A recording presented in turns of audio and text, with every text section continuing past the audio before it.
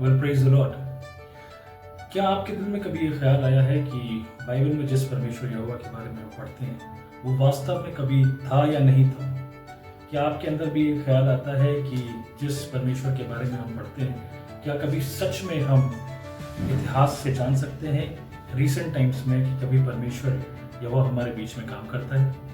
क्या आपके अंदर कभी ये संदेह उत्पन्न हुआ है कि जो प्रार्थनाएं आप परमेश्वर से करते हैं क्या कोई ऐसा परमेश्वर है जो उनको सुन रहा है और उनको पूरा करेगा? यदि आप इन सवालों से जूझ रहे हैं तो मैं आज आपसे निवेदन करता हूं कि इस वीडियो में एटलीस्ट 10 मिनट बने रहें और मैं आपसे वादा करता हूं कि बाइबल पढ़ने का नजरिया आपका पूरी तरीके से बदलने वाला है। Praise the Lord. मेरा नाम आशीष पंत है और आज हम बात करेंगे परमेश्वर के एक ऐसे रहस्य की जो इजराइल से काफी हद तक रिलेट करता है। मेरे प्रियो, हम जानते हैं कि पुराने नामे में परमेश्वर हमको बताते हैं कि वो कैसे इजराइल को मुल्क मिस्र से निकाल के मुल्क कनान में लेकर आए। लेकिन आज लगभग 70 से 75 साल पहले भी हम इस चीज को पाते हैं कि इजराइल वापस आया और लगभग 1900 साल या 2000 साल के बाद अपनी भूमि पर वापस आया। और ये ऐसे ही नहीं हो गया, बल्कि इन सब वायदों को परमेश्वर ने अपने वचन में पहले से ही कहा था। यदि आप पढ़ेंगे यहेजकेल 36 तो उसमें दिया हुआ वर्णन सूखी तराइयों का, जिसमें हड्डियां ही हड्डियां पड़ी। परमेश्वर यहेजकेल को वहां पर ले जाते हैं और उनसे कहते हैं कि यहाँ पर भविष्यवाणी कर ताकि इनके अंदर अस्थि पंजर उपजे। और परमेश्वर कहते हैं कि सास से भविष्यवाणी कर और सास इनमें आ जाएगी और ये एक बड़ी सेना बन जाएंगे। मेरे प्रियो, ये भविष्यवाणी न सिर्फ इजराइल से रिलेटेड थी परंतु उसके पुनरुत्थान, उसके रिजरेक्शन से भी रिलेटेड थी। जो 2000 साल तक इजरायली मारे मारे फिर रहे थे अलग अलग देशों में, परमेश्वर ने अपने वचन में एजेकिएल में उनसे वादा किया था कि उन्हें दोबारा सूखी हुई हड्डियों से एक जीवता इंसान या जीवती सेना बनाएंगे। और यही नहीं, ये वर्ष यदि आप यशाया 11 और 11 और 12 में पढ़ेंगे तो वहां पर दिया हुआ है सेकंड गैदरिंग के बारे में, रीगैदरिंग के बारे में, जहां पर परमेश्वर ये वादा करते हैं इजराइल से कि वो अंत के समय में दोबारा उन्हें तमाम जगत के देशों से निकालकर वापस उनकी निज भूमि में वापस लाएंगे। और यही वायदे को अगर आप पढ़ें आमोस 9 और 15 आयत में तो यहाँ पर लिखा हुआ है कि परमेश्वर उन्हें उसी भूमि पर ले जाएगा जो उनकी निज भूमि थी और वहां पर उन्हें रोपेगा, सींचेगा और वे दोबारा कभी अपनी भूमि से हटाए नहीं जाएंगे। लेकिन क्या इसमें एक भेद छुपा है? क्या परमेश्वर अपने वचन के अनुसार इन वाचाओं को उसने पूरा किया है? तो आज हम एक बाइबल से एक ऐसा भेद देखेंगे जहां पर इस बात की पुष्टि हो जाएगी कि इजराइल का परमेश्वर यहोवा सच में किस तरह से काम करता है।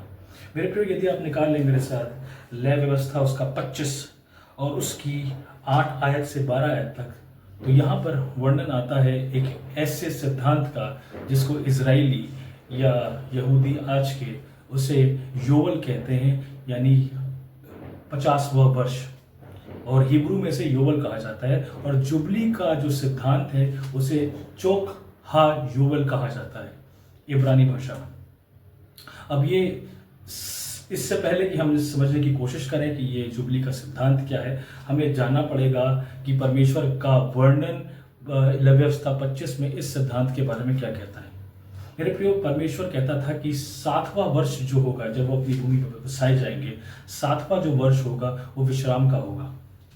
और इसी 7वें वर्ष से 7 वर्ष जब वो काउंट करेंगे तो जब 49 वर्ष हो जाएंगे तो जो 50वां जो वर्ष होगा वो ईयर ऑफ जुबली होगा, यानी 49 ईयर्स के बाद जो वर्ष होगा वो जुबली का वर्ष होगा, जिसे 50वां वर्ष कहते हैं, योवल कहते हैं।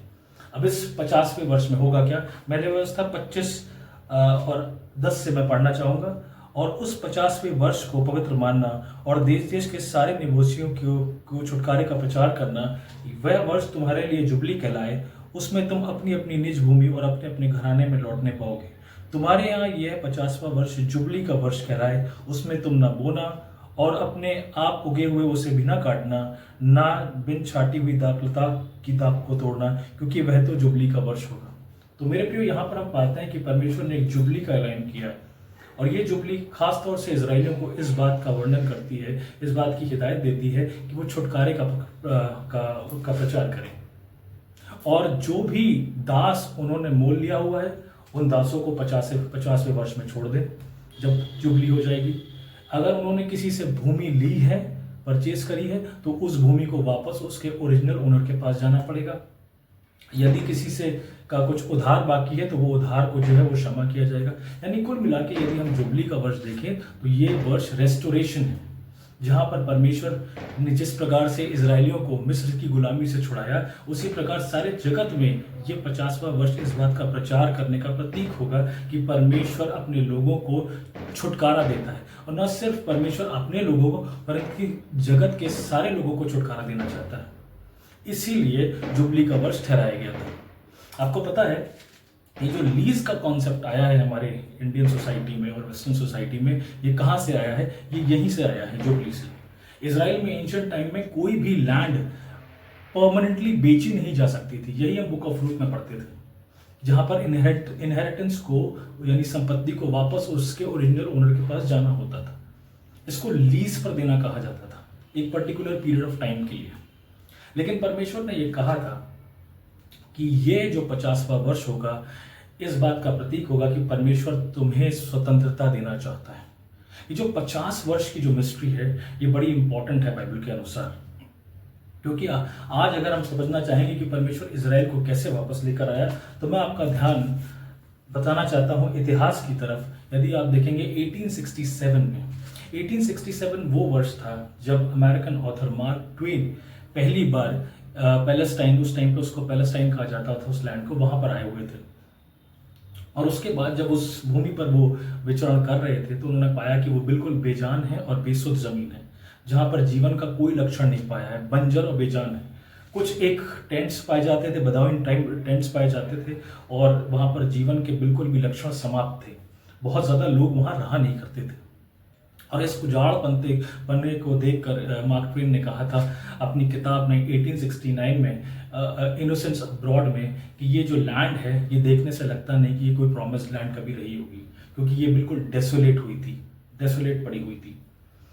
ठीक 1867 के बाद यदि हम 50 वर्ष काउंट करें, और मैं ऐसा क्यों कर रहा हूं, मैं आने वाले वीडियोस में इसको बताऊंगा, क्योंकि मैं यहां से 50 वर्ष क्यों काउंट कर रहा हूं। अगर 1867 से आप 50 वर्ष काउंट करना शुरू करें तो we come to the year 1917।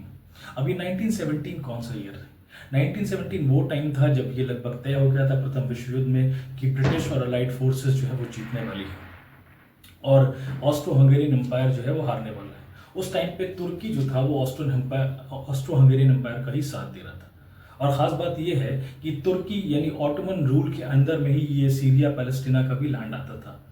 और ब्रिटिश इस चीज को जान गया था कि जब हम जीतेंगे तो हमें इस लैंड को रूल करना है, और धीरे धीरे आने वाले सालों में, समय में हम इसको, इनके जो इंडिजिनियस पीपल हैं, जहाँ के जो रहने वाले लोग हैं, हम इनको वापस कर देंगे। और हुआ भी कुछ ऐसा ही। 1917 आते आते लॉर्ड एल आर्थर बेलफोर, जो उस टाइम के फॉरेन मिनिस्टर हुआ करते थे इंग्लैंड के, उन्होंने ये वादा किया अपने डिक्लेरेशन में, एक पत्र में जो उन्होंने लॉर्ड रॉथशील्ड को लिखा था, और एक बात कही थी कि वो चाहते हैं कि यहूदियों के लिए जो 2000 साल से डिस्प्लेस्ड हैं अपनी ज़मीन से, दोबारा इसी जगह पर उनके लिए एक जूश स्टेट, एक जूश होम की का निर्माण किया जाए। अब ये पहली बार हुआ है, क्योंकि 2000 सालों तक कभी किसी ने जूश नेशनलिज्म की बात नहीं करी थी। 2000 सालों में अभी कभी किसी ने यहूदियों को इंसान मानने से भी जो है वो इनकार कर दिया था। अभी हम इसकी ऐतिहासिक, आने वाले वीडियोस में इसकी ऐतिहासिक पृष्ठभूमि पर जाएंगे। तो 1917 वाज द फर्स्ट टाइम जहां पर एक सुपर पावर उस टाइम का जो ब्रिटेन था, उसने ये वादा किया कि अब इजराइल को उसके देश में वापस बसाया जाएगा और उसकी प्रक्रिया शुरू होगी। तो ये बड़ा इंपॉर्टेंट था, क्योंकि 2000 सालों में अब तक कभी ऐसा हुआ नहीं कि किसी विश्व शक्ति ने, जो सबसे बड़ी वर्ल्ड पावर है, उसने इजराइल के फेवर की बात की। लेकिन जैसा आप जानते हैं कि परमेश्वर की जो जुबली होती है, परमेश्वर का जो काम करने का, स्वतंत्रता देने का अधिकार होता है इजराइल को, वो अनोखा होता है और वर्ल्ड पावर्स को भी वो मोड़ देता है। खैर, ये तो बात थी कि पहली बार ये बात उठने लगी कि एक जूश स्टेट क्रिएट किया जाएगा। लेकिन बात यहाँ पर खत्म नहीं होती मेरे प्रियो। यदि 1917 से आप फिर 50 वर्ष काउंट करेंगे तो आता है 1967। 1967 में क्या खास हुआ था? 1967 में पहली बार यरूशलेम इजराइल का भाग बना। लेकिन इससे पहले कि हम 1967 में आए, मैं आपको उससे थोड़ा पीछे ले जाना चाहता हूँ, जो जिसमें आपका ध्यान में मैं ले जाना चाहता हूँ 1948 की अरब इसराइली वॉर में। 14 मई 1948 वो दिन था जब इसराइल ने अपनी इंडिपेंडेंस डिक्लेयर करी और बेन हातिकवा यानी कि इसराइल का नेशनल सॉन्ग जो है वो गाया गया इस इंडिपेंडेंस पे, जहाँ पर 5 हॉस्टाइल अरब नेशंस ने इसराइल के ऊपर अटैक किया। और हम जानते हैं कि एक सर्वे हुआ था कुछ सालों पहले, जहां पर ब्रिटेन उस टाइम पे काफ़ी हॉस्टाइल हो गया था इसराइल के प्रति और नहीं चाहता था कि अरब्स को जो है वो क्रोधी करे इसराइल का साथ देकर। इसलिए उन्होंने एक सर्वे कराया था और ये देखा था कि अगर ये युद्ध हो जाए, ये 5 अरब नेशन से इसराइल का युद्ध हो जाए, तो ये कितने समय तक टिकेंगे। मेरे प्रियो, जो भी वो जर्नल था, जो भी वो सैनिक था, जब उसने सर्वे किया तो उसने कहा कि ये 2 या 3 हफ्तों से ज़्यादा इस युद्ध में नहीं टिक पाएंगे। और यही नहीं, इसराइल को गोला बारूद, सैनिक और हथियार देने से भी ब्रिटिश एम्पायर ने मना किया। नीयत साफ थी कि वो नहीं चाहते थे कि इसराइल एज अ नेशन दोबारा क्रिएट हो। कितनी ताज्जुब की बात है, 1917 में जिस कंट्री ने पहली बार इसराइल को एज अ नेशन बनाने की बात करी, 1948 तक आते आते अब वही नेशन जो है उसको ख़त्म करने पर तुला हुआ है और अरब्स को प्लीज करने में लगा हुआ। 1948 तक आते आते एक और बड़ी इंपॉर्टेंट चीज होती है कि इसराइल के ऊपर आर्म्स एम्बागो लगा दिया जाता है। आर्म्स एम्बागो क्या होता है? आर्म्स एम्बागो ऐसा लॉ होता है जहां पर कोई भी कंट्री इसराइल को हथियार या गोला बारूद नहीं बेच सकता है। लेकिन सिर्फ एक ऐसा कंट्री था जिसका नाम था चेकोस्लोवाकिया, जिसने इसराइल की मदद करने का प्रण लिया और हथियार बेचे भी। लेकिन बात यहीं पर खत्म नहीं होती। ब्रिटिश यहाँ पर रुका नहीं और ब्रिटिश ने ये भी किया कि अरब आर्मीज को गोला बारूद दिया, हथियार दिया और उनके आदमियों को, उनकी आर्मी को ट्रेनिंग दी। और आज सबसे बड़ी ताज्जुब की बात है कि इतने सालों बाद, इसराइल की 70 या 75 सालों के बाद, आज ब्रिटेन उसी विचारधारा से, उसी परेशानी से ग्रसित है जो कभी उसने खुद क्रिएट करी थी, जिस विचारधारा को कभी उसने खुद प्रमोट किया था। हमान ने जो गैलोज मुर्दकाई के लिए बनाए थे, उस पर वो खुद लटकाया गया। इंग्लैंड ने जो जाल इसराइल के लिए बुना था, आज वो उसमें खुद फंसता जा रहा है। एनीवे, चलिए आगे बढ़ते हैं। 1948 में आउट ऑफ नोवेयर इसराइल ने जो है वो 5 अरब नेशंस को इस युद्ध में अकेले हराया। और बात यहाँ पर ख़त्म नहीं होती। सबसे बड़ी प्रॉब्लम ये थी कि जॉर्डन ने, जो आज का ट्रांस जॉर्डन है, उसने इसराइल का लगभग जो यर्दन नदी के वेस्ट का पोर्शन है, उसके आसपास का जो एरिया है जूडा और समरिया का, यर्दन के इस पार का, उसने पूरा कब्जा कर लिया। और ताज्जुब की बात यह है कि यरूशलेम भी उनके कब्जे में था। अब यरूशलेम 1967 तक उनके कब्जे में था। 1967 को 6 डे वॉर, बड़ी फेमस वॉर है, वो स्टार्ट होती है। और इस 6 डे वॉर में हम ये पाते हैं कि इजराइल अर्ज कर रहा था, निवेदन कर रहा था हाथ जोड़ के जॉर्डन सरकार से कि प्लीज जो हमारा जो ये युद्ध हो रहा है, ये इजिप्ट से हो रहा है, सीरिया से हो रहा है, आप लोग इसमें बीच में मत कूदें। लेकिन जॉर्डन ने मानने से इनकार किया और जॉर्डन भी इस लड़ाई में पूरी तरीके से कूद गया। लेकिन 1967 में आउट ऑफ नोवेयर इसराइल ने इस जंग को फिर से जीता और पहली बार ऐसा हुआ कि 2000 साल में दोबारा यरूशलेम इजरायली नेशन को वापस मिला। 1967 यानी 1917 से आप 50 वर्ष दोबारा काउंट करें तो दोबारा एक सिग्निफिकेंट चीज होती है, और ये चीज होती है कि 1967 में यरूशलेम 2000 साल बाद दोबारा इसराइल का कैपिटल बना और इसराइल ने यरूशलेम पर अपना कब्जा कर लिया, जबकि इस लड़ाई को इसराइल लड़ना भी नहीं चाहता था। लेकिन ये लड़ाई जो शुरू हुई थी वो सोवियत रूस की वजह से शुरू हुई थी, जहां पर सोवियत रूस ने ये गलत खबर इजिप्शियन एयरबेस को और उस वहाँ की सरकार को दी कि इसराइल आपको इन्वेड करना चाह रहा है, आप पे अटैक करना चाह रहा है। आउट ऑफ नोवेयर अफरा तफरी में इजिप्ट ने अटैक कर दिया इसराइल पे और बीच में फिर जॉर्डन कूद पड़ा। तो ये जो सारी चीज़ें हो रही हैं कुल मिला के अफरा तफरी में, ये कुछ इसी तरीके से हो रही है जैसे ओल्ड टेस्टामेंट टाइम्स में, जैसे राज्य, कई प्रकार के राजा इसराइल के ऊपर अटैक कर देते थे और परमेश्वर उनमें गड़बड़ी डाल देता था और वो हार जाते थे। 1967 की वॉर भी बड़ी इंपॉर्टेंट थी क्योंकि कुछ ऐसा ही होता है और आउट ऑफ नोवेयर इसराइल फिर जीत जाता है। और सिग्निफिकेंट थी चीज ईयर ऑफ जुबली, छुटकारे का वर्ष की यरूशलेम पे जो अन्य जातियों का कब्जा होता है 2000 साल में पहली बार वो इसराइल का पार्ट बनता है। लेकिन बात यहाँ पर ख़त्म नहीं होती है। ये जुबली यानी कि 1967 से यदि आप दोबारा 50 वर्ष काउंट करें तो हम आते हैं 2017 में। तो क्या 2017 में कुछ इंपॉर्टेंट चीज़ हुई थी? मेरे प्रियो, मुझे तो ऐसा लगता है कि इम्पोर्टेंट चीज़ हुई होगी डेफिनेटली, क्योंकि परमेश्वर का वचन हमको इस चीज़ के बारे में बताता है, तो हमें उस चीज़ को सीरियसली लेना चाहिए। 2017 में 2000 साल बाद कभी दोबारा ऐसा हुआ है कि इसराइल को किसी कंट्री ने, किसी महा सुपर पावर ने पहली बार यरूशलेम को इसराइल का कैपिटल माना है। और प्रेसिडेंट डोनाल्ड ट्रंप ने पहली बार 2000 साल के बाद इसराइल का कैपिटल जो है वो यरूशलेम को माना, इटर्नल कैपिटल माना है। और यही नहीं, उसको मान्यता दी और वहाँ पर अपनी अमेरिकन एम्बेसी की स्थापना करी।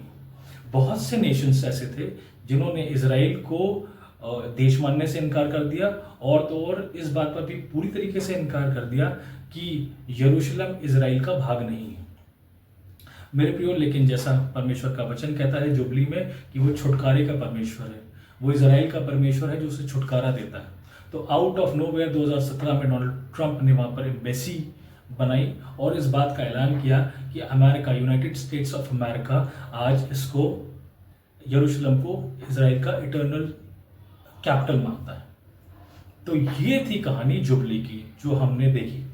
अब अगले आने वाले एपिसोड्स में मैं आपको ये बताऊंगा और ये बताने की पूरी तरह से कोशिश करूंगा कि ये जुबली एक्चुअली में काम कैसे करती है। हमने 1867 से इसको क्यों काउंट करना शुरू किया। तो मैं आपसे निवेदन करूंगा कि आने वाले समय में इस चैनल से जुड़े रहें और ताकि आपको इन्फॉर्मेटिव और बिब्लिकल वीडियोस आपको मिलते रहें। आपसे निवेदन करूंगा कि आप इस चैनल को लाइक, शेयर और